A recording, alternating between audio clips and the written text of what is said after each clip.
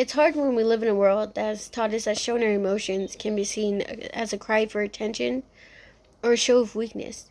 So we keep these emotions to ourselves, and it hits harder when it's from family or partners. In a Time magazine article, Hillary Jacobs Hendel, the author of It's Not Always Depression, said, once you realize the power of emotions, simply acknowledging your own can help greatly.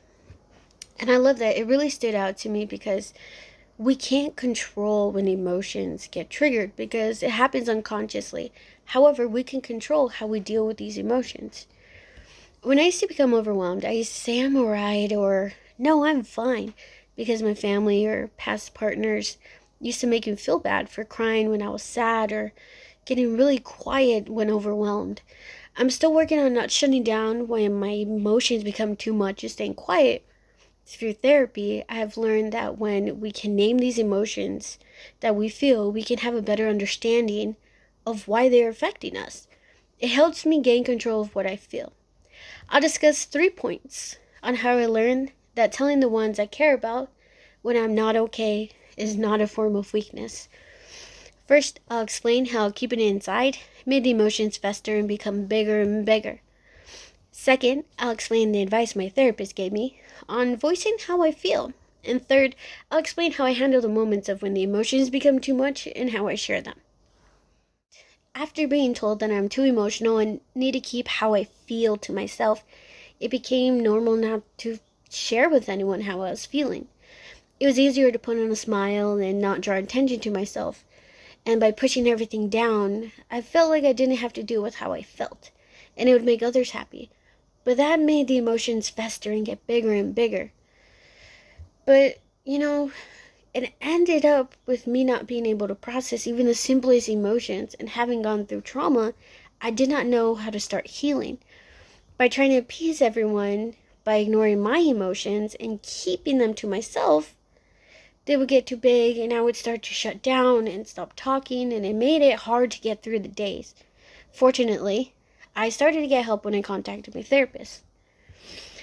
Secondly, when I was talking to my therapist, I did get advice. She told me one day, you're allowed to feel, you're allowed to express your emotions.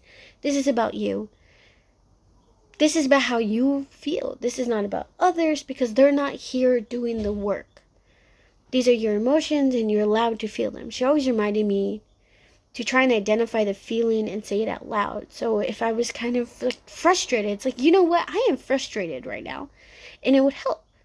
She says that when we can talk about it, it becomes smaller. So when I would get overwhelmed and I would reach out to my mom and I would say, I just want you to know it's just not a good day. I do not know what I'm feeling, but it doesn't feel good.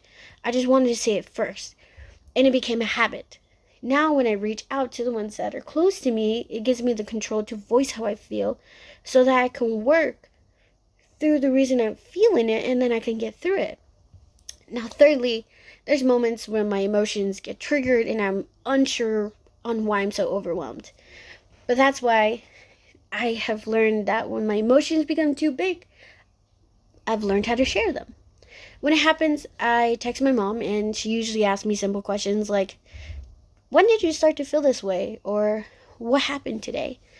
And she offers advice.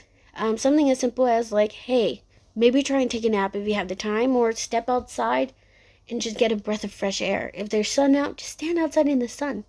It helps me know that I have her to hear me out.